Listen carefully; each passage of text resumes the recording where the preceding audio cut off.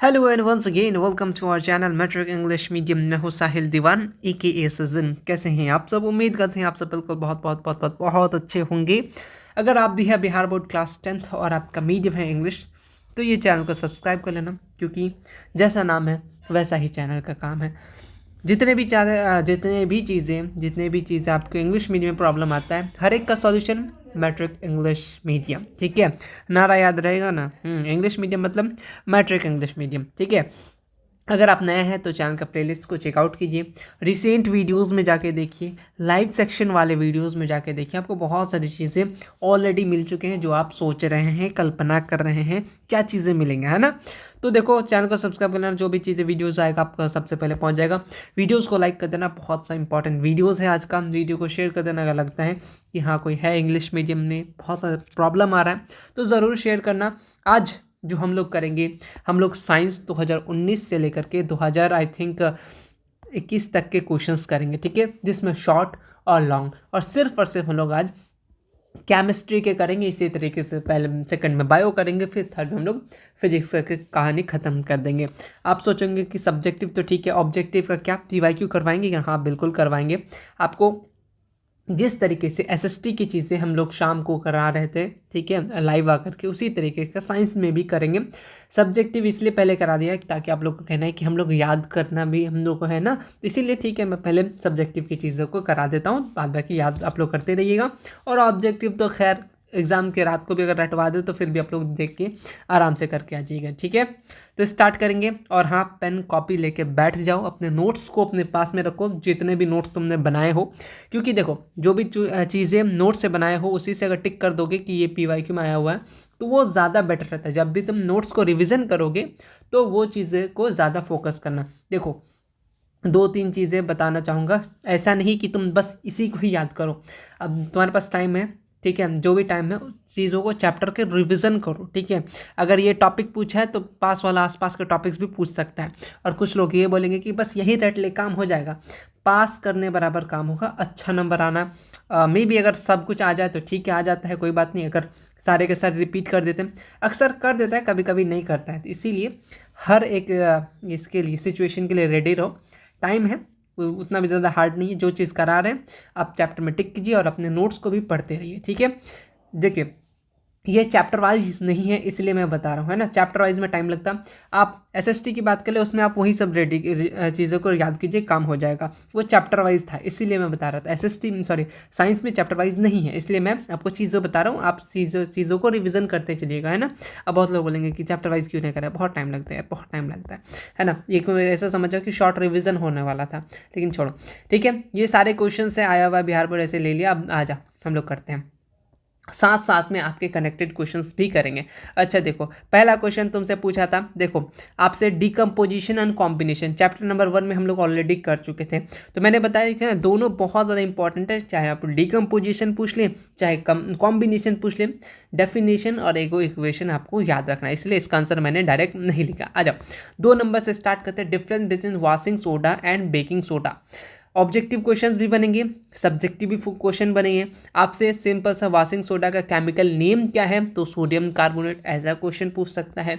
ठीक है, baking soda का क्या है, सोडियम बाइकार्बोनेट, ये भी क्वेश्चन पूछ देगा, कभी ये फॉर्मूला दे देगा आपसे पूछ देगा। ठीक है, समझ में आएगा। केमिकल फॉर्मूला यहाँ पे ऑलरेडी मेंशन है। ठीक है, इसका नेचर कैसा होता है, ये स्ट्रॉन्ग अल्कली कंपाउंड होता है, ये मिल्ड अल्कली कंपाउंड होता है। डिफरेंस की चीज़ें कोशिश करना इन्हीं चीज़ों को। और हाँ, और बहुत लोग सोचेंगे कि हम लोग तो ऐसे नहीं लिखे हैं कॉपी में, क्या करेंगे। तुम्हारा जो भी आपने ये डेफिनेशन लिखा था ना, तो बस वही डेफिनेशन को एक साइड इधर से वॉशिंग सोडा वाला लिख देना और इधर बेकिंग सोडा वाला लिख लेना। समझ में आ गया? जिनको ऐड करना है, ठीक है, इसको ऐड कर लेना। अदरवाइज तुम्हारे पास नोट्स है, उसमें वॉशिंग सोडा की चीज़ें हैं, बेकिंग सोडा की चीज़ें हैं, तो बस एक बॉक्स बनाना और तुम उसमें उसका डेफिनेशन लिख देना, वो तुम्हारा काम कर जाएगा डिफरेंस वाला में। ठीक है, समझे? हाँ समझे। चलिए, यहाँ पे पीएच वैल्यू अराउंड 11 दिया हुआ है, यहाँ मॉडरेट होता है 8.3 होता है। ठीक है, यहाँ पे चीज़ें ऑलरेडी दिया गया। यूजेस बहुत ज़्यादा इंपॉर्टेंट है, मतलब बहुत ज़्यादा। कभी कभी सिर्फ 2 नंबर में आपसे ये पूछ लिया जाता है, खास करके ये दोनों। ठीक है, क्योंकि एनसीईआरटी में भी इसका क्वेश्चन है ना। वॉशिंग सोडा मैंने यहाँ पे लिखा है, साथ में यहाँ भी लिख के आया, ताकि जो आपको पसंद हो याद कर लेना, है ना। देखो अगर 2 नंबर में दे दे तो इस टाइप से देगा, give two important users of washing soda and baking soda. आप सिंपल सा क्या बनाओगे आंसर, नंबर, फिर importance, users of washing soda and baking soda. आप पहले वॉशिंग सोडा या बेकिंग सोडा का लिख रहे हो, वॉशिंग सोडा का लिख रहे हैं तो यूजर्स ऑफ वॉशिंग सोडा इसका एक अंडरलाइन कर देना, फिर 2 पॉइंट लिख देना। ठीक है, क्या है वॉशिंग, इसमें हम लोग ग्लास में, शॉप में, पेपर इंडस्ट्री में, और ऑब्जेक्टिव क्वेश्चन बहुत ना पूछता है कि किस में इस्तेमाल करते हैं, तो पेपर इंडस्ट्री में भी रहता है। ठीक है, ऑप्शन में। ठीक है, और ये वाला इंपॉर्टेंट, बहुत इंपॉर्टेंट है, वॉशिंग सोडा का इस्तेमाल करते हैं परमानेंट हार्डनेस ऑफ वाटर के लिए। ऑब्जेक्टिव क्वेश्चन भी पूछता है, इसलिए याद रखना, और सब्जेक्टिव ऑब्जेक्टिव दोनों क्लियर हो जाना चाहिए। बेकिंग सोडा ऑब्जेक्टिव क्या क्या पूछ सकता है, सबसे पहले आपसे फॉर्मूला पूछ सकते हैं, chemical name form, chemical formula, और इसके यूजर्स से कुछ कुछ चीज़ें पूछ सकते हैं। जैसे यहाँ पे हार्डनेस ऑफ वाटर, यहाँ से क्वेश्चन बना सकता था। Baking soda antacid medicine acidity को रिमूव करता है, ऑब्जेक्टिव क्वेश्चन भी पूछा जाता है और सब्जेक्टिव में भी आपको पूछ दिया है। ठीक है, और हम लोग बेकिंग पाउडर बनाने के लिए, केक्स वगैरह, ब्रेड्स वगैरह बनाने के लिए इस्तेमाल करते हैं। इंपॉर्टेंट है, बहुत ज़्यादा इंपॉर्टेंट है। ठीक है, याद रखना, या तो ये याद कर लेना। ठीक है, डिफरेंस में, या फिर यूजर्स पूछे तो यूजर्स ज़्यादा पूछता है। ठीक है, खास करके एसिड बेसिस एंड साल्ट का, जितने भी आपके साल्ट है उसके यूजर्स पूछते हैं, और कभी कभी ना एक आध को बनाने का तरीका पूछ लेता है। आते हैं नेक्स्ट, अगर उस ये दोनों, ये सब देखो, ये पूछा था तुमसे, ये वाला है ना, तो मैं और भी चीज़ें लेके आया हूँ। एक तो ये क्वेश्चन पूछेगा, ठीक है, नहीं तो आपसे ये पूछेगा आपका ब्लीचिंग पाउडर का क्या इस्तेमाल होता है। ब्लीचिंग पाउडर का इस्तेमाल करते हैं हम लोग किसके लिए, disinfectant to clean water, moss remover के लिए इस्तेमाल करते हैं। और textile industry, objective question Bihar board की, टेक्सटाइल इंडस्ट्री में किसका इस्तेमाल करते हैं, तो ऑप्शन में ब्लीचिंग पाउडर और सारी चीज़ें रहता है। ठीक है, ये भी याद रखना, वुड प्लग में भी इस्तेमाल करते हैं। ठीक है, और ये क्या है, एक ऑक्सीडाइजिंग एजेंट है मैनी इंडस्ट्रीज में। Important question, objective question Bihar board, ये सारे पॉइंट्स आपको याद कर लेना, यूजर्स। ठीक है, और भी जो भी यूजर्स है याद कर लेना। फिलहाल ये तीनों था इंपॉर्टेंट ज़्यादा, तो मैंने इसको मेंशन कर दिया डिकोड के तरीके से, समझे। आ जाओ, ये क्वेश्चन व्हाई डज, अच्छा बहुत लोग सोचेंगे कि पीडीएफ मिल जाएगा। देखो ये ऑलरेडी नोट्स पे तुम्हारा मेंशन होगा, ठीक है, तो मेंशन है तो फटाफट से अपने नोट्स खोलो, टिक कर लो, जो भी आंसर लिखे टिक कर लो, है ना। और ऑलरेडी आधे से आई थिंक कुछ चीज़ें या कुछ सब्जेक्टिव या कुछ से ज़्यादा ही सब्जेक्टिव आपको already sample paper, Santa paper में मिल जाएंगे, है ना, जो उसमें भी यही सब क्वेश्चन है, लेकिन यहाँ पर हम लोग PYQ कर रहे हैं ना। अच्छा, क्वेश्चन नंबर 2 है, PDF के लिए थोड़ा सा आपको वेट करना होगा। मस्त आइडिया है कि आप थोड़ा सा स्क्रीनशॉट ले सकते हैं ताकि आप खुद रिवीजन कर सकें, थोड़ा सा मेहनत कर सकें, थोड़ा टाइम दे सकें, है ना। अगर लिख सकते हैं तो और ज़्यादा बेस्ट है, ताकि आपका याद, प्रैक्टिस सब कुछ हो जाएगा। चलिए, question, why does distil water do not conduct electricity where rain water does. Simple सा, डिस्टिल वाटर इलेक्ट्रिसिटी कंडक्ट नहीं करता है, क्यों, जबकि रेन वाटर जो होता है वो कंडक्ट करता है इलेक्ट्रिसिटी। देखो, डिस्टिल वाटर जो होता है does not conduct electricity because, ठीक है, it does not contain any ionic compound. Important line है, तो इसको याद रखना, आयोनिक, कोई आयोनिक कंपाउंड कंटेन नहीं करता है, डिजॉल्मिनेट। रेन वाटर की बात करें, वो अर्थ के थ्रू, एटमोसफेयर के थ्रू आता है, उसमें acetic gases, carbon dioxide form the air, and form क्या कर, वहाँ से मिलते हुए आता है, क्या बन जाता है, वो कार्बोनिक एसिड बन जाता है। और कार्बोनिक एसिड क्या प्रोवाइड करता है, हाइड्रोजन आयन। ठीक है, ठीक है, और ये किसको, रेन वाटर को, जिसके प्रेजेंस के कारण से क्या हो जाता है, आपका रेन वाटर में इलेक्ट्रिसिटी पास होने लगता है। ठीक है, कंडक्ट करने लगता है इलेक्ट्रिसिटी। ये सारी चीज़ें इंपॉर्टेंट क्वेश्चन है। ठीक है, ये भी क्वेश्चन, ये क्वेश्चन बहुत ज़्यादा इंपॉर्टेंट है, मतलब बहुत सारी चीज़ें, बहुत सारा क्वेश्चन बन सकता है इस क्वेश्चन से, इंपॉर्टेंट है ये क्वेश्चन। आई थिंक 12th में भी आ जाता है, ठीक है, सच बता रहे, 12th में भी आता है और 10th में आ रहा है। तो फिलहाल पूछा था आपसे कि अलॉय क्या होता है, एग्जाम्पल बताइए, 2 एग्जाम्पल। 5 नंबर में किस हिसाब से देगा, 2 नंबर में किस हिसाब से बता रहे हैं। इंपॉर्टेंट चीज़ें देखो, अलॉय जो होता है वो होमोजीनियस मिक्सचर ऑफ होता है 2 और मोर मेटल का, मेटल और नॉन मेटल कॉल अलॉय। ठीक है, समझ गए, ठीक है, ये आपको हो गया अलॉय का डेफिनेशन। आपसे एग्जाम्पल पूछा था, ब्रास का है, ब्रोंज का है, सोल्डर का है, ठीक है, स्टील का, स्टेनलेस स्टील का। तो ये सब ना कभी कभी ये भी पूछ लेता है, स्टेनलेस स्टील में कितना आयरन, आपका आयरन है, क्रोमियम है, निकेल है, तो ये सब कभी कभी डाटा भी पूछ लेता है। आई थिंक ऑब्जेक्टिव में पूछ लेता है, तो ये डाटा को भी आपको याद रखना है। ठीक है, अच्छा, और भी कुछ चीज़ें, हाँ, टाइप ऑफ अलॉय में देख लेना, कभी कभी आपसे 5 नंबर कैसे पूछेगा कि what is alloy, type of alloy, properties of alloy और सम एग्जाम्पल ऑलरेडी फिर से पूछ लेगा, ठीक है। तो एग्जाम्पल इंपॉर्टेंट है, अलॉय क्या है, अलॉय का टाइप क्या है, अलॉय का प्रॉपर्टीज क्या है। तो देखो फेरस अलॉय, 3 टाइप का अलॉय होता है, अगर जिसमें आयरन प्रेजेंट होगा उसको बोलेंगे फेरस अलॉय, जैसे Fe प्रेजेंट है, यहाँ भी Fe प्रेजेंट है, तो ये क्या हो गया, फेरस अलॉय, ठीक है। एक होता है नॉन फेरस अलॉय, जिसमें क्या आयरन नहीं होगा, ठीक है, जैसे ब्रास हो गया, यहाँ पे ब्रोंज हो गया, इसमें कॉपर नहीं है, ठीक है। और एक है अमलगम, आपने अमलगम बहुत बार ऑब्जेक्ट में सुना होगा, जहाँ Hg प्रेजेंट होगा मरकरी, वो अपने अमलगम में आ जाएगा, ठीक है, याद रखें, इंपॉर्टेंट है। प्रॉपर्टीज़ इंपॉर्टेंट है, ये अलॉय क्या होता है, stronger than metal from which they are obtain, ये हार्डेस्ट होता है, ठीक है। उसके बाद मोर रेसिस्टेंस टू कोलिजन होता है, और मेल्टिंग पॉइंट ऑफ अलॉय जो होता है वो लोअर कॉन्स्टेंट मेटल, एग्जाम्पल के लिए सोल्डर वगैरह का दिया हुआ है, ठीक है। ये वाला इंपॉर्टेंट है, इसको थोड़ा सा याद रखना, बहुत बार पूछ लेता है। उसके बाद एग्जाम्पल तो ऑलरेडी है, यानी आपको इसमें ध्यान ये रखना है कि अलॉय क्या होता है, एग्जाम्पल क्या होता है अलॉय का, PYQ क्वेश्चन है पूरा का पूरा। टाइप ऑफ अलॉय, ठीक है, फिलहाल ये पूछा था बट मैं ये सब चीज़ें बता दिया, हो सकता है तुम्हें पूछ लेगा 5 नंबर में, है ना। चलो आगे बढ़ेंगे, और पूछा भी है 5 नंबर में। क्वेश्चन नंबर नेक्स्ट है कि ये वाला चीज़ है तो बहुत बार पूछता है, ऑलरेडी पूछा ये था कि 2 मेथड बताओ रस्टिंग के, ठीक है, ऑलरेडी हम लोग पढ़े थे कल, सॉरी चैप्टर 1 में बताए थे, तो इंपॉर्टेंट था। रस्टिंग क्या होता है, सॉरी यहाँ प्रिवेंट पूछा है, तो प्रिवेंट में डायरेक्ट तुम लिख सकते हो पेंटिंग करके, ग्रेसिंग करके, गैल्वेनाइजिंग, बट थोड़ा सा सजा के लिख दिया कि for rusting iron come with contact with oxygen के साथ आता है एंड वाटर के साथ। रस्टिंग प्रिवेंटेड बाय किस तरीके से, reaction between atmosphere moisture and the ionic article can be done by, किस तरीके से बचा सकते हैं, पेंटिंग कर दो, ग्रीसिंग कर दो, गैल्वेनाइजेशन, ठीक है, इलेक्ट्रोप्लेटिंग या एलोइंग, ठीक है, ये सारे मेथड है जिससे हम लोग बचा सकते हैं। कभी कभी डायरेक्ट आपसे कोरिजन पूछ लेगा, रस्टिंग ऑफ आयरन पूछ लेगा, ठीक है। ये भी ऑलरेडी हम लोग कहाँ पढ़ चुके हैं, चैप्टर नंबर 1 में पढ़ चुके हैं ना, याद रख सकते हो। कोरिजन क्या होता है, एक क्या होता है, most of the metal keep on the reacting with atmospheric air, जो लीड करता है formation of layer of metal, उस पर लेयर लग जाता है, और ज़्यादा दिन तक रहने के कारण से वो क्या हो जाता है, ऑक्साइड में या फिर सल्फाइड में या कार्बोनेट में चेंज हो जाता है, ठीक है, और धीरे धीरे इसको खाने लगता है, जिसको हम लोग क्या होता है, जंग बोलते हैं ना। वहीं पे यहाँ पे ऑलरेडी यहाँ पे कोरिजन है और यहाँ पे रस्टिंग ऑफ आयरन है, इसको अच्छे से देख लीजिएगा, जंग लगने वाला है ना। चलो इसलिए मैं बस लेके के आ गया, ताकि ये वाला क्वेश्चन इंपॉर्टेंट है, चाहे कोरिजन पूछ लेगा, रस्टिंग पूछ लेगा। डॉट स्ट्रक्चर, सॉरी यहाँ डॉट स्ट्रक्चर, देखो डॉट स्ट्रक्चर आई थिंक बहुत कम पूछता है, ठीक है, लेकिन स्ट्रक्चरल फार्मूला सब पूछता है ना। बेंजीन का स्ट्रक्चर पूछा था तो बना दिया हुआ है ना, बेंजीन का, और ये साइक्लोहेक्सेन का कभी कभी फार्मूला पूछ सकता है, सबसे ज़्यादा बेंजीन का C6H6 फार्मूला पूछता है। कार्बन इस कंपाउंड में NCERT में जो भी चीज़ है बस उसको अच्छे से एक बार देख लेना, काम बन जाएगा, ठीक है। अच्छा यहाँ पे कार्बनेट्स कंपाउंड में और एक इंपॉर्टेंट टॉपिक्स है, हालांकि क्वेश्चन नहीं है बट इंपॉर्टेंट है, ऑलरेडी कहीं ना कहीं आगे के क्वेश्चंस में, आगे के PYQ में आएंगे, ठीक है।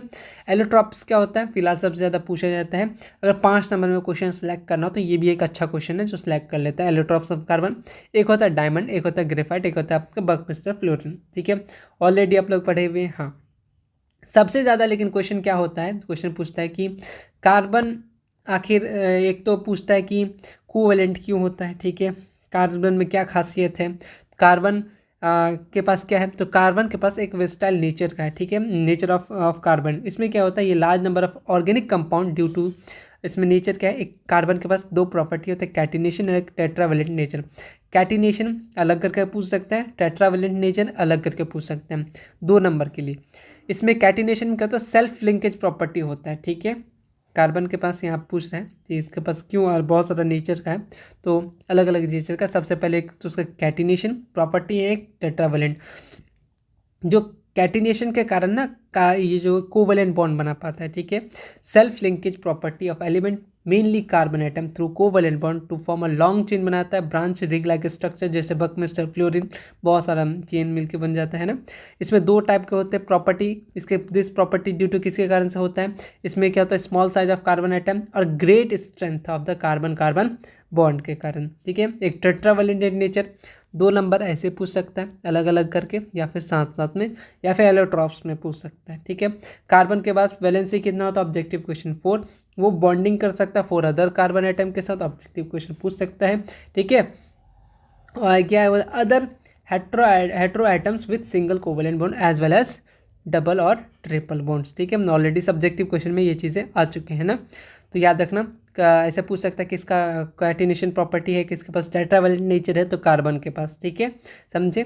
हाँ, याद रखना ये सब। और एलोट्रॉप्स ऑफ कार्बन में 3 डायमंड, ग्रेफाइट, बकमुस, फ्लोरीन, तो ये ऑब्जेक्टिव क्वेश्चन आ जाते हैं, तो उसे डिफाइन कर देना, समझ में आ जाएगा, है ना। चलो, उसके बाद आते हैं हम लोग मॉडर्न पीरियोडिक टेबल का क्वेश्चन पूछा है, फिलहाल पूछा है how is the electronic configuration of atom related to its position in the modern periodic table.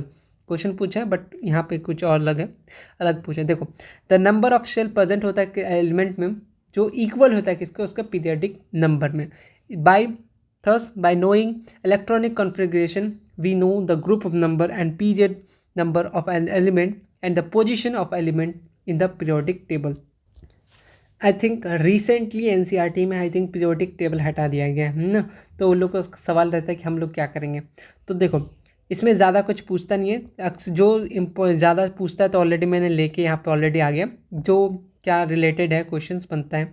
सबसे पहले ऑब्जेक्टिव थोड़ा बहुत क्वेश्चन पूछता है कि वर्टिकल कॉलम को क्या बोलेंगे, हॉरिजॉन्टल कितने ग्रुप्स होते हैं, कितने पीरियड्स होते हैं, और आपसे ये एटॉमिक नंबर वगैरह ऑलरेडी तो बन ही जाता है। एटॉमिक नंबर, कभी कभी कन्फिग्रेशन पूछ लेता है, के शेल में कितने पाए जाते हैं, वो सारी चीज़ें पूछ लेता है।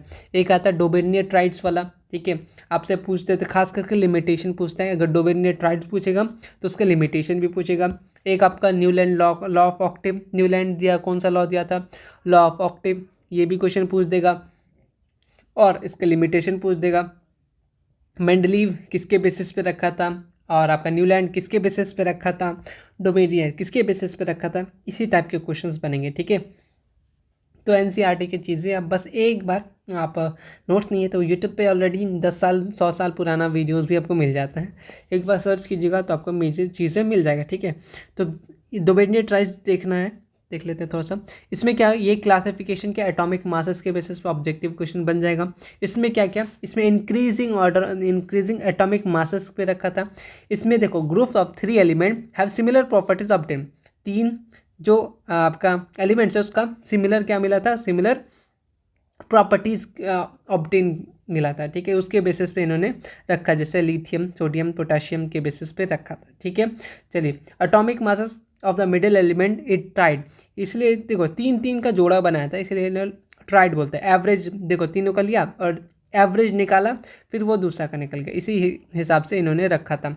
लिमिटेशन ये जो था ये फेल हो गया था अरेंज करने में, ऑर्डर में। ठीक है, फेल हो गए थे। Non element in the form of tried having similar properties, ये फेल हो गए थे, तो लिमिटेशन में ये चीज़ लिख देना, और 2-3 पॉइंट अगर ऐड करना हो तो ऐड कर सकते हो। ठीक है, उसका लॉ ऑफ ऑक्टेव ये जो है एटॉमिक मासेस पे ये भी एटॉमिक मासेस पे रखे थे। ठीक है, ये भी एटॉमिक मासेस किसके बेसिस पे रखे थे, ऑब्जेक्टिव क्वेश्चन बन जाएगा। और ये भी रखे थे इंक्रीजिंग एटॉमिक मासेस में। इसमें क्या इन्होंने क्या किया था, फिजिकल और chemical properties of 8 element repeated, वो सारे गामा वाला। ठीक है, लॉ ऑफ ऑक्टेव वाला। ठीक है, जो वापस से जो 8th एलिमेंट है वापस से वो रिपीट करेगा, इसीलिए पहला वाला का एलिमेंट का प्रॉपर्टीज से लॉ ऑफ ऑक्टेव दिया था कौन, न्यूलैंड। इसमें लिमिटेशन ये था कि वो सिर्फ कैल्शियम तक ही चल पाया। ठीक है, ऑब्जेक्टिव क्वेश्चन बिहार बोर्ड की आपसे ये पूछ लेगा कि न्यूलैंड लॉ ऑफ ऑक्टेव कहाँ तक एप्लीकेबल था, तो ऑलरेडी ऑप्शन में बहुत सारे रहेंगे, तो कैल्शियम वहाँ पे आपको मेंशन में रहेगा। ठीक है, चलिए, और उन्होंने क्या किया, 2 एलिमेंट को सेम स्लॉट में एडजस्ट कर दिया था। ठीक है, हैविंग डिफरेंट, जबकि अलग अलग प्रॉपर्टीज था फिर भी एक ही जगह रख दिया। जैसे यहाँ पे आपको दिया गया है, जिससे फ्लोरीन के साथ क्लोरीन दे दिया है, ठीक है, ब्रोमीन के साथ आयोडीन दे दिया है, तो उसके चलते गलत हो गया। ठीक है, और ये सिर्फ और सिर्फ 56 एलिमेंट एग्जिस्ट, ये बोले कि 56 एलिमेंट जो होगा वो एग्जिस्ट करेगा, इसके बाद कोई आने वाला नहीं है, फ्यूचर में कोई डिस्कवर नहीं होने वाला है। ये बुक कौन बोले थे, न्यूलैंड। ये भी एक तरीके के लिमिटेशन थे, तो ये भी ऑब्जेक्टिव क्वेश्चन बना सकते हैं कि according to Newland law of octave कितने एलिमेंट एग्जिस्ट करते हैं। ठीक है, तो 56, समझे, ऐसे पूछ सकता है, तो उनके अकॉर्डिंग कितने एलिमेंट भी थे, तो 56। जिस तरीके से क्वेश्चन पूछ सकता है ना, PYQ बनाओगे तो समझ में आ ही जाएगा क्या क्वेश्चन बनाएगा। मैं फिर भी बता रहा हूँ साथ साथ में। एक है आपका मेंडलीव पीरियोडिक टेबल, ये किसके बेसिस थे? ये physical and chemical properties element किस पे? On their atomic masses. देखो किसके बेसिस पे थे, ये ऑब्जेक्टिव क्वेश्चन बन जाएगा अच्छा खासा, ठीक है, तो कंफ्यूज मत होना, याद रखना। उसके बाद इनके अकॉर्डिंग क्या था कि जो फिजिकल और chemical properties of the element है वो क्या? Periodic function of their atomic masses. किसके बारे में? मेंडलीव के बारे में, है ना। चलो उसके बाद इनके मेरिट थे और इनके कुछ डीमेरिट थे। मेरिट ये थे कि इन्होंने ना पहले प्रेडिक्ट कर लिया था कि अभी कुछ और एलिमेंट आएंगे, इसीलिए उन्होंने खाली जगह रख दिया, उनके जैसा नहीं किया कि अभी कोई आने वाला ही नहीं है। तो उन्होंने इक्का बोरॉन, इक्का एल्युमिनियम और इक्का सिलिकॉन की जगह खाली रख दिया था। इंपॉर्टेंट क्वेश्चन पूछ लेता है ना कि मेंडलीव जो है उन्होंने सीट वैकेंट रखा था किस एलिमेंट के लिए? तो 3 एलिमेंट, इक्का बोरॉन, इक्का एल्युमिनियम, इक्का सिलिकॉन, ठीक है। चलो उन्होंने बहुत सारे यहाँ पे मेरिट लिखा है, ऑलरेडी मैंने लिख दिया। Mendeleev provide table predicted properties of several undiscovered, जो डिस्कवर नहीं होता उसके लिए भी उन्होंने जगह रख दिया था, ठीक है। और जो यूजफुल करेक्शन डाउटफुल था एटॉमिक मासेस अलग रख दिया था उसको, ठीक है।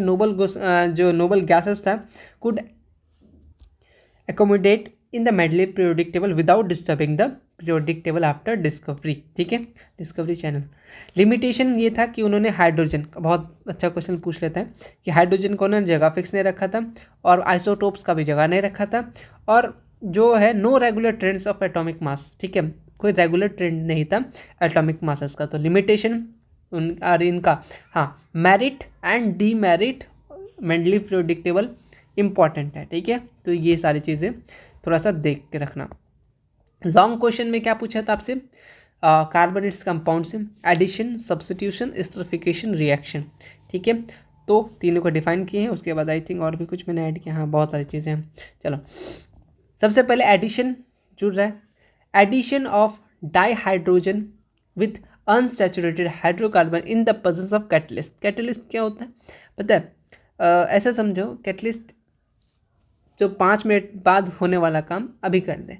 होते ना कुछ लोग, होता है मतलब कि झगड़ा अगर 2 दिन बाद होने वाला हो आपके दोनों किसी के बीच में भी, है ना, कोई कुछ उसको जाके बोल देता है, फिर उसको जाके बोल देता है, जो 2 दिन बाद होने वाला झगड़ा है वो 1 मिनट में आके हो जाता है, तो वो काम करता है ना, समझे? वही सच एज निकल, प्लेटिनम, आपका प्लेटिनम नॉन एज हाइड्रोजनेशन, इसको यहाँ पे हाइड्रोजनेशन बोल, एडिशन रिएक्शन, और एडिशन रिएक्शन के बाद आपको ये इक्वेशन यहाँ पे दिखाना है, ठीक है। अगर ऊपर वाला ना भी दिखाओ तो फिर भी ठीक है, लेकिन नीचे वाला को ज़रूर ऐड करना, ठीक है, क्योंकि 5 नंबर वाला, 2 नंबर वाला नहीं है। सब्स्टिट्यूशन में क्या होगा? इसमें रिप्लेसमेंट ऑफ 1 और more hydrogen of atom an organic molecule by another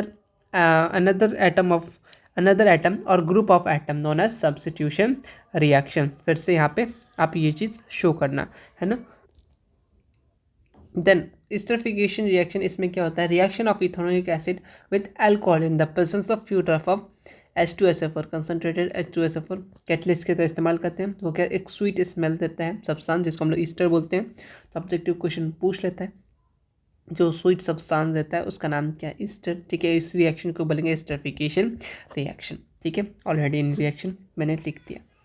उसके बाद आते हैं यहाँ पे, आपसे यहाँ से क्वेश्चन बनता है कि किस तरीके से, एक तो ऑब्जेक्टिव क्वेश्चन पूछ लेता है सल्फाइड और आपको और कुछ और था ना, थिंक है इसी में है कहीं, तो मैंने, हाँ, रोस्टिंग और ये कैलकुलेशन, ये दो चीज़ पूछ ही लेता है डिफरेंस में। लेकिन यहाँ पूरा आपसे पूछा था कि मेटल को एक्सट्रैक्ट कैसे करेंगे ओर से। तो स्टेप वाली चीज़ें, सबसे पहले कंसंट्रेशन ऑफ ओर, ठीक है। इसमें अलग अलग मेथड्स हैं, या तो हाइड्रोलिक वॉशिंग करेंगे, ठीक है, ग्रेविटी सेपरेशन करेंगे, ठीक है। हैवी वाटर जब उस पर करेंगे तो पार्टिकल जो है वो लाइटर वाला वो क्या हो जाएगा, दूर हो जाएगा।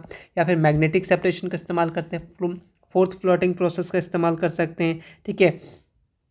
या फिर आप उसे लिंचिंग का इस्तेमाल कर सकते हैं, यानी केमिकल मेथड यूज़ कर सकते हैं।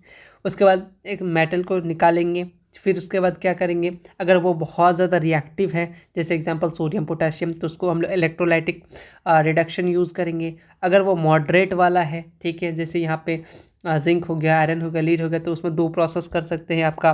क्या देखो, कभी कभी ना सेपरेट पूछ सकता है, कभी कभी सोडियम वाला पूछ देगा, कभी कभी आपसे पोटेशियम, कभी आपसे जिंक पूछ देगा कि जिंक को किस तरीके से निकालेंगे। तो सेम वापस से इसी चीज़ों को रिपीट कर देना, ठीक है। यहाँ पे एग्जांपल है, बस यहाँ पे जैसे यहाँ पे अगर पूछ दिया कि जिंक को किस तरीके से निकालेंगे, ठीक है, एक्सट्रैक्ट करेंगे, तो ऑलरेडी ये चीज़ें तुम यहाँ से लेके यहाँ तक स्टेप में अगर डायरेक्ट बहुत सारे 5 में पूछा तो ये स्टेप बता देना। उसके बाद यहाँ पे ये, या फिर तुमको डायरेक्ट यहाँ से मन हो तो ठीक है, उधर वाला हटाओ, यहाँ से लिखना स्टार्ट करते हैं। अगर जिंक बोला है तो जिंक यहाँ से तुम स्टार्ट कर देना आगे से लिखने के लिए, ठीक है। यहाँ पे जिंक मेटल एक्सट्रैक्ट, फिर आगे से एक्सट्रैक्शन लिखना से स्टार्ट कर देना। रोस्टिंग में क्या होता है, जिसमें क्या होता है, हीट जो होता है, इसमें प्रेजेंस ऑफ एयर जिसमें यूज़ करते हैं सल्फाइड ओर में। कैलकुलेशन में क्या होता है, एब्सेंस ऑफ एयर कार्बोनेट ओर में, ठीक है। जो लेस रिएक्टिव होता है, जैसे गोल्ड हो गया, सिल्वर हो गया, ये इसमें क्या होता है, जो फ्री स्टेट में पाया जाता है, इसमें नो केमिकल एक्सटेंशन, ठीक है। कुछ चीज़ें पाया जाता है अमलगम वगैरह, ठीक है। Something metal extract using chemical method use कर लेते हैं, ठीक है, जो बहुत कम लो रिएक्टिव वाला हो। कि रिफाइनिंग करेंगे किस तरीके से करेंगे, या तो इलेक्ट्रोलाइटिक रिफाइनिंग करेंगे, डिस्टिलेशन करेंगे, लिक्विफिकेशन करेंगे, या फिर जोन रिफाइनिंग करेंगे। ये सारे पॉइंट्स हैं, आप इसको एक बार गो थ्रू कर लेना, है ना। उसके बाद ओर, मिनरल और गैंग, ये 3 चीज़ें बहुत इंपॉर्टेंट है। 5 नंबर बनाना हो तो 1 क्वेश्चन, 2 क्वेश्चन, और थिंक गैंग कहीं लिखा था 3, तीनों मिला करके आपसे पूछ लेगा, ठीक है। ऑलरेडी पूछा नहीं है बट पूछ लेता है। और मिनरल डिफाइन कीजिए, और डिफाइन कीजिए, गैंग, 3 चीज़ दे देते हैं, बताओ। तो मिनरल क्या होता है, जो नेचुरली अकरिंग सब्सटेंस होता है विच यूनिफॉर्म कंपोजिशन, बोले तो अपना मिनरल। ऑलरेडी आपने एसएसटी में मिनरल का डेफिनेशन पढ़ा है, वहाँ पे पेस्ट कर सकते हैं, यहाँ भी पेस्ट कर सकते हैं, ठीक है। और क्या होता है, ये mineral form which metal can be profitable, ठीक है, इसको निकाल कर प्रॉफिटेबल होता है, उसको हम लोग क्या बोलते हैं, और होता है। ये कहाँ पाया जाता है, कहाँ पे पाया जाता है, ये रिएक्टिव सीरीज के लीस्ट रिएक्टिव होते हैं, ठीक है। ये फ्री फाउंड इन नेचर होते हैं, जैसे गोल्ड, सिल्वर, कॉपर वगैरह, ठीक है। और कॉपर और सिल्वर जो होता है वो ऑल्सो पाया जाता है किसमें, सल्फाइड और ऑक्साइड ओर में। तो ऑब्जेक्टिव क्वेश्चन यहाँ से बन जाएंगे।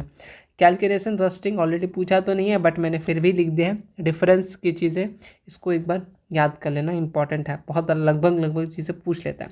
गैंग जो होता है अनवांटेड चीज़ें जो पाए जाते हैं, ठीक है, और के साथ मिक्स होता है, उसको बोलेंगे गैंग। यहाँ पे उसका डेफिनेशन ऑलरेडी मेंशन है। ये सारे क्वेश्चन पूछे थे आपके 2020 के पेपर में, फर्स्ट शिफ्ट में, है ना, फर्स्ट शिफ्ट में है ये। 2020 के क्वेश्चन है, सॉरी 19 के क्वेश्चन। इसमें देखो ऑलरेडी मैंने 2 साल का, मतलब आई थिंक, देखो ना क्या है, ये 2019 है ना, तो 19 के दोनों सेटिंग के क्वेश्चंस मैंने करा दिए, ठीक है, क्योंकि क्वेश्चन लगभग सेम ही था, तो ज़्यादा चीज़ें नहीं था, तो सेम ही था, तो मैंने इसी में ही ऐड कर लिया था। ये सब जो दिख रहा है मिनरल ओर वाला, तो यही सब उसी में ही है। 2020 के क्वेश्चंस को देख लेते हैं। सबसे पहले है क्वेश्चन नंबर 1 में कि aqueous solution of sodium carbonate is alkaline, why. ये क्वेश्चन है। देखो दूसरा क्वेश्चन देखो, difference between mineral and or. अभी जस्ट देखें, why does carbon mainly from covalent compound, covalent compound का नीचे टेट्रावेलेंट वाला से ऊपर वाला है ना, तो वो अलग कारण पूछा है तुमसे, तो वही वाला चीज़ आंसर यहाँ पे कर सकते हो। फिलहाल ये देख लेते हैं। एक्वस सॉल्यूशन की बात करें तो सोडियम कार्बोनेट जब डिजॉल्व होता है वाटर में, is hydrolyse to form a weak acidic carbonic acid and strong base with hydroxide, sodium hydroxide. Hence जो aqueous solution of sodium carbonate जो होता है वो कैसा होता है, अल्कलाइन इन नेचर होता है। याद रख लेना, इंपॉर्टेंट क्वेश्चंस पूछ लेता है, कभी कभी PYQ रिपीटेड में पूछ लेता है, लेकिन ये सब जो है जनरल क्वेश्चन, ये सब अक्सर पूछ लेता है। और कभी कभी आपसे क्या पूछा जाएगा, एटॉमिक नंबर पूछा है आपसे, इलेक्ट्रॉनिक कॉन्फ़िगरेशन, या फिर उसका नाम, इलेक्ट्रॉनिक कॉन्फ़िगरेशन दे दिया, आपसे सिंपल सा नाम पूछा था, क्या होगा, आप जोड़ो कितना, 8 2 10 17, 17 किसका होता है, क्लोरीन का, तो आप नाम लिख के आ जाता है, आपको 2 नंबर मिल जाता है, ठीक है। ये देखो सोपनिफिकेशन, और आपसे सोप और डिटर्जेंट में डिफरेंस, मतलब लगभग आपके व्यवहार 5 साल के अंदर 2-3 साल, मतलब 2-3 बार रिपीट हो जाता है। एक आपका सोपनिफिकेशन, ठीक है, प्रोसेस है, लेकिन क्वेश्चन ये है कि सोप और आपका डिटर्जेंट में डिफरेंस क्या है, क्वेश्चन बन जाता है, तो आप इसको भी ध्यान रखिएगा जो चीज़ बता रहा है एक्स्ट्रा में, ठीक है। सोपनिफिकेशन एक प्रोसेस होता है जिससे सोप प्रोड्यूस होता है, ठीक है, producing of soap bye reacting fats और ऑयल जो होता है यहाँ पे, which is a strong base और सोडियम हाइड्रोक्साइड। यहाँ पे डिफरेंस भी मैंने उसी फॉर्मेट में लिख दिया था, मैंने सोप और इसमें डिटर्जेंट का डिफरेंस भी मेंशन कर दिया है। एक बात देख लेना, यहाँ पे कभी कोई ऑब्जेक्टिव क्वेश्चन पूछ लेता है कि ये जो होता है ये सोडियम और पोटेशियम साल्ट का लॉन्ग फैटी एसिड होता है, ठीक है, ये याद रखना। और ये क्या था, अमोनियम और आपका सल्फोनेट का क्या होता है, लॉन्ग फैटी एसिड चेन होता है। ये इंपॉर्टेंट है, आपसे ऑब्जेक्टिव पूछ देगा कि जो ये ऐसा कंपाउंड, ये इसका नाम बताओ क्या है, जो potassium salt of long fatty acid है, या सोडियम तो अपना सोप हो जाएगा। अगर अमोनियम या सल्फोनेट की बात करें तब आपका डिटर्जेंट हो जाएगा। ठीक है, चलो। और ये जो होता है ज़्यादा ये डिक्रीज़ करता है इफिशियंसी, इसमें क्या हो जाता है, डिक्रीज़ हो जाता है हार्ड वाटर में। ये कहते हैं बायोडिग्रेडेबल होता है, ये नॉन बायोडिग्रेडेबल। ऑलरेडी ये सब ऑब्जेक्टिव क्वेश्चन में पूछा जा चुका है। ठीक है, तो याद रखना इंपॉर्टेंट पॉइंट्स हैं। यहाँ पे ऑलरेडी यूजर्स वगैरह भी हैं और इसमें डिफरेंस भी किया गया। ठीक है, ईजी है डिफरेंस, इसलिए मैंने ऑलरेडी यहाँ पर रख दिया, मेंशन कर दिया। ये चीज़ अगर ना भी लिखो तो कोई दिक्कत नहीं है ना, कोई इशू नहीं है, आप बस ये चीज़ लिख देना। ठीक, चलो। और ये नहीं कि ये यहाँ लिखे तो दूसरे इसका ये वाला तुम यहाँ पे लिखो, तो ऐसा नहीं, सामने सामने जो अगर यहाँ लिख रहे हो तो इसका भी यहीं पे लिखना। ठीक है, समझे। चलो, इसमें जैसे रिक्वायर है स्ट्रॉन्ग बेस, इसमें क्या रिक्वायर है, कैटलिस्ट। ठीक है, तो इस तरीके से लिखना है ना। चलो, उसके बाद यहाँ पे आपसे प्लास्टर ऑफ पेरिस का इक्वेशन पूछा था, प्लास्टर ऑफ पेरिस का इक्वेशन यहाँ पे ऑलरेडी लिख देना है। ठीक है, उसके बाद यहाँ पे ऑलरेडी मैंने 2-3 पॉइंट्स लिख दिए, आप लिख सकते हैं, कोई दिक्कत नहीं है। ये क्या है, यहाँ पे ये वाला क्या है और ये वाला क्या बना है, वही बस नाम यहाँ पे मैंने मेंशन कर दिया। यहाँ पे है ऑब्जर्वेशन, अच्छा ये वाला,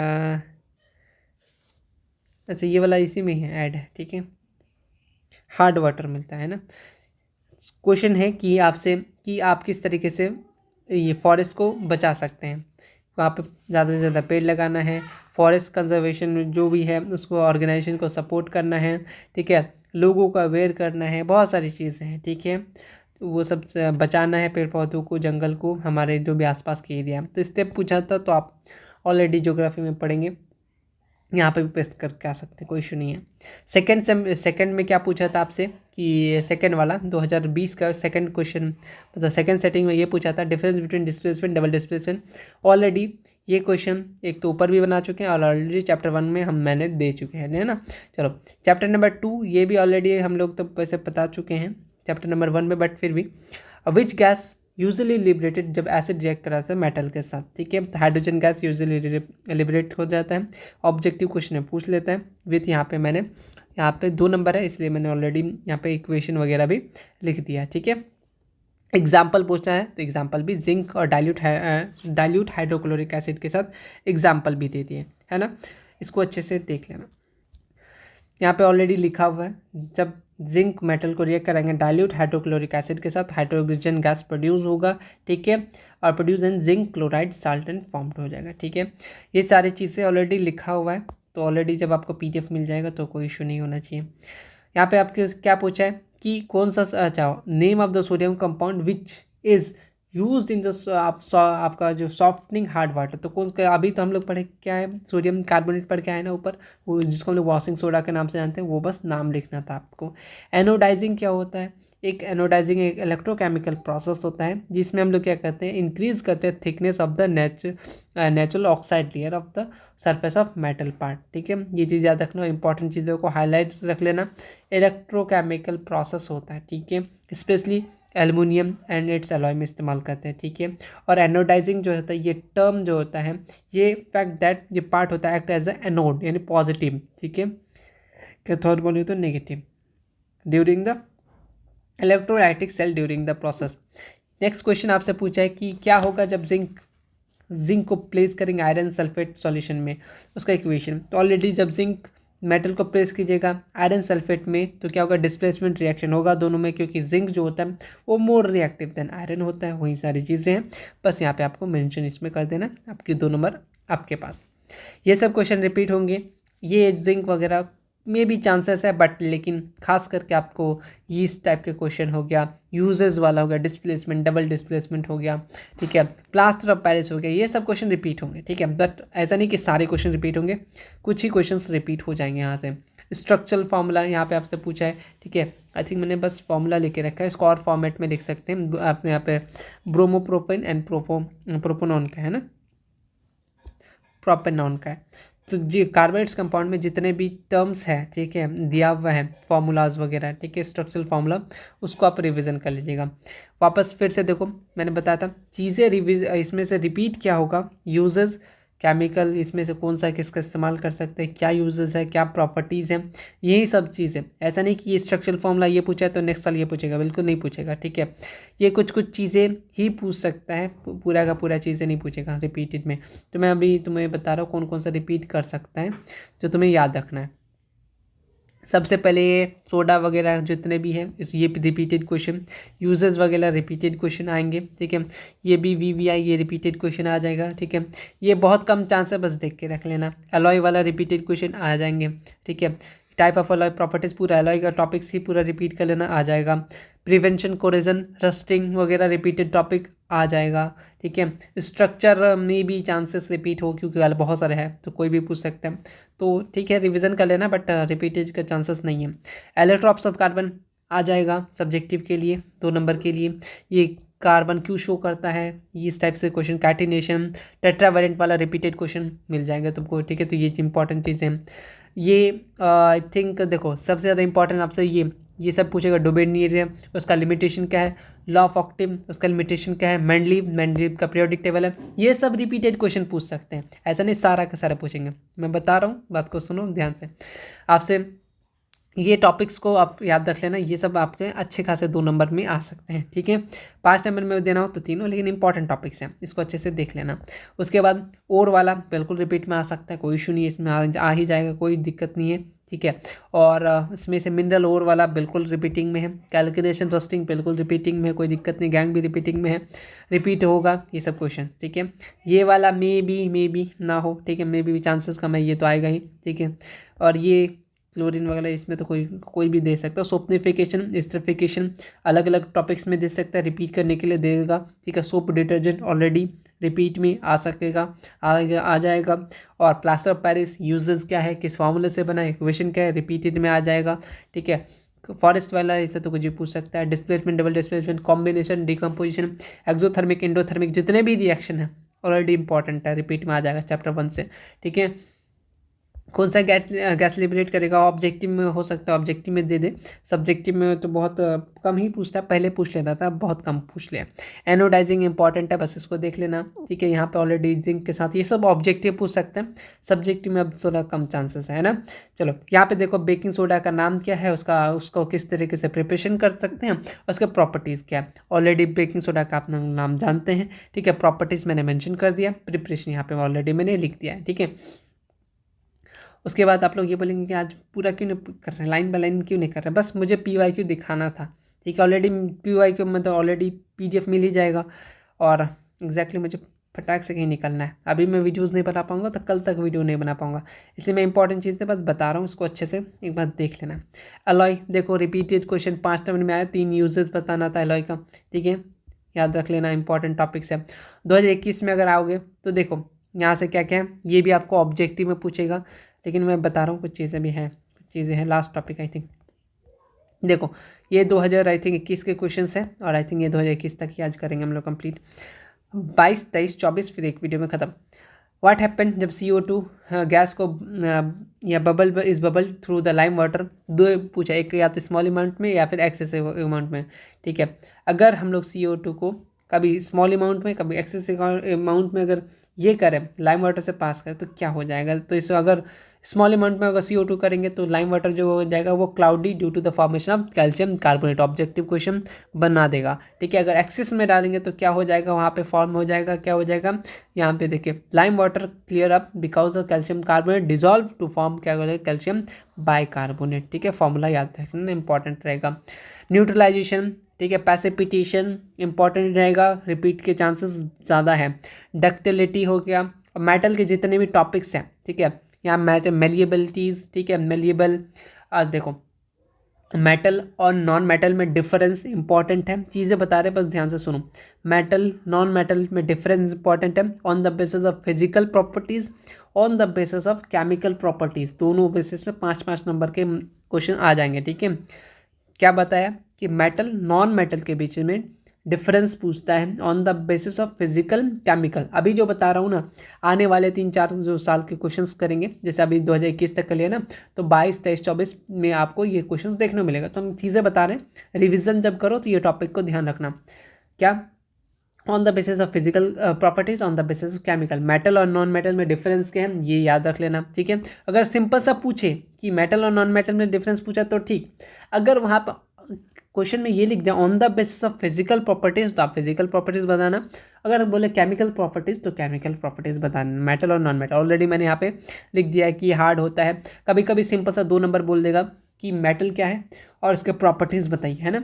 कभी ये बोल देगा, विथ एग्जाम्पल याद रख लेना, है ना, एक आध 2 एग्जाम्पल याद रखना। नॉन मेटल क्या है, नॉन मेटल के क्या प्रॉपर्टीज़ है, नॉन मेटल के क्या एग्जांपल्स है, वो याद रख लेना। ऑलरेडी यहाँ पे चीज़ें यहाँ पे मेंशन है, ठीक है, इसको अच्छे से। और कभी कभी और कुछ चीज़ें पूछ लेता है, खास करके ग्रेफाइट एक नॉन मेटल है फिर भी कंडक्ट करता है। इलेक्ट्रिसिटी ऑब्जेक्टिव क्वेश्चन पूछ लेता है। मेटल हार्ड होता है, ये आपका कैसा होता है, जनरली ये सॉलिड स्टेट गैसेस में तीनों हिस्से में नॉन मेटल पाया जाता है, ठीक है। और हाँ, अगर डिफरेंस लिखने का, अगर यहाँ पे याद देखो, हार्ड सॉलिड सब्सटेंस एक पॉइंट, उसी में नॉन मेटल में सेम चीज़ ही आना चाहिए कि इसी के बारे में, इसका सॉलिड है कि इसका मेटल का सॉलिड है, लिक्विड है, गैस है, उसी के बारे में। यहाँ देखो, ये डक्टाइल होता है, ये नॉट डक्टाइल होता है, सेम सेम यहाँ आना चाहिए। ऐसा नहीं यहाँ तुम डक्टाइल लिख रहे हो, यहाँ पे तुम सेंसर चिपका रहे हो, ऐसा नहीं करना, ठीक है। सामने सामने वाली चीज़ें को लिखना, ठीक है। जब मेटल को मारते हैं तो साउंड होता है, लेकिन नॉन मेटल में ऐसा कुछ नहीं होता है। ये good conductor of heat and electricity होता है, ये नहीं होता है, ठीक है। ये एक्सेप्शन है ग्रेफाइट, ठीक है। यहाँ पे एक्सेप्शन भी लिख देना और हाईलाइट कर देना ताकि खुश हो जाएगा कि बहुत अच्छा पढ़ा है, ठीक। मेलिएबल, डक्टाइल, मेटल के प्रॉपर्टीज़ वगैरह, नॉन मेटल के प्रॉपर्टीज़ वगैरह याद रखिएगा। यहाँ से स्ट्रक्चरल फार्मूला पूछा है। अब ऐसा नहीं कि फॉर्मूला वापस से इसको रिपीट करते, कोई चांसेस, बहुत कम चांसेस, क्योंकि इतने सारे हैं तो वापस से क्यों ही इसको रिपीट करें, है ना। तो रिपीट कौन सब कर सकता है, जो मैं बता रहा हूँ ये सब चीज़ें रिपीट करेंगे। ऑलरेडी मैं स्टार्टिंग से बता रहा हूँ कौन सा रिपीट कर सकते हैं। तो स्ट्रक्चर फार्मूला पूछा है तो पूछना, आप एक बार पढ़ लेना, ठीक है, समझ में आ जाएगा किसका क्या है। कभी कभी ना ये वाला ऑब्जेक्टिव में भी दे देगा, इथेनोइक एसिड इंपॉर्टेंट है थोड़ा सा, बहुत बार पूछ लेता है, ठीक है। एसिड, जिसको एसिटिक एसिड बोल सकते हो आप, इस तरीके से यहाँ पे लिख सकते हो आंसर के साथ, है ना। उसके बाद आपका आयरन को आखिर क्यों गैल्वेनाइज करते हो, उसमें क्यों, तो प्रोटेक्टिंग लेयर लगाते हैं ताकि हम लोग कैसे बचा सके, किससे, रस्टिंग और कोरिजन से, ठीक है, इसलिए हम लोग करते हैं, कोटिंग करते हैं, ठीक है, ये वाली चीज़ें हैं। बेकिंग पाउडर देखो वापस से रिपीट आ रहा है, कॉम्बिनेशन रिएक्शन रिपीट आ रहा है। तो देखो मैं बता रहा हूँ, ऑलरेडी ख़त्म हो गया आई थिंक, बहुत ओवरव्यू में, बस वीडियोस बनाने का मकसद ये नहीं था पूरा पढ़ाना है, बट बताना था क्या चीज़ें इंपॉर्टेंट है। मैं तो बता रहा हूँ केमिस्ट्री में किधर गया आगे भाई, केमिस्ट्री में अगर देखो शॉर्ट लॉन्ग ऐसा है, लॉन्ग में देखो, लॉन्ग में तो ज़्यादा चीज़ें कार्बन कंपाउंड से लॉन्ग क्वेश्चन दे देगा। अगर बनाना भी हो लॉन्ग क्वेश्चन तो एक काम करना, सेंटअप में जो लॉन्ग क्वेश्चन दिया उसको याद कर लेना। लास्ट में ये बात बता रहा हूँ जो लोग अभी सुनने फ़ायदा में है, कि आपका जो आपका सेंटअप एग्ज़ाम हुआ था, सेंटअप एग्ज़ाम के में अगर जितने भी क्वेश्चन है उसमें से ऐसे 4 क्वेश्चन याद, देखो लॉन्ग सिर्फ केमिस्ट्री की बात कर रहे हैं, तो जो लॉन्ग पूछा है, 2 लॉन्ग पूछा है ना, उसमें से चांसेस है आपका 90% चांसेस है कि उसमें से किसी एक वापस आपके फाइनल एग्ज़ाम में देखने मिल जाए। तो दोनों में से दोनों याद कर लेना, क्या पता वो 5 नंबर एक फिक्स हो गया आपका, ठीक है, समझे। और शॉर्ट की बात कर रहे हैं, शॉर्ट जितने भी हैं, ठीक है, शॉर्ट जितने भी हैं आपके वहाँ पे सबको याद रखना, उसमें से कम 3 या 2, ठीक है, या कभी कभी ज़्यादा हो जाता है, फिर भी यार 3 × 2 कर लोगे तो 6 नंबर ऐसे आ रहा था हमारा, ठीक है। और ऐसे भी क्वेश्चन होंगे जो ऑलरेडी तुमसे बन जाएंगे, तो ज़्यादा टेंशन नहीं लेना है। सब्जेक्टिव के लिए जो मैं टॉपिक्स बता रहा हूँ ये सब, मतलब ये सब रिपीटेड टॉपिक्स होंगे, ये सब पूछ सकते हैं, बहुत ज़्यादा डेप्थ में चीज़ें नहीं। आप NCERT को एक बार रीड किए तो ऑलरेडी पता चल जाएगा, ठीक है। इतना काफ़ी रहेगा, इतना चीज़ों को देखते रहो, सुनते रहो, समझते रहो, और जो चीज़ें दिया है इसका PDF तो मैं टेलीग्राम पे मिल जाएगा। मिलते हैं हम लोग नेक्स्ट वीडियो में, तब तक के लिए नेक्स्ट बायो के साथ, सॉरी इसके सेकंड पार्ट के साथ 21, 22, 23, सॉरी 22, 23, 24 खत्म करेंगे, कहानी खत्म करेंगे, ठीक है। मिलते हैं नेक्स्ट वीडियो में, जो भी चीज़ें दिए हैं बताए हैं उसको बस फॉलो करो, काफ़ी रहेगा। मिलते हैं नेक्स्ट वीडियो में, तब तक के लिए ठीक है, थैंक यू सो मच।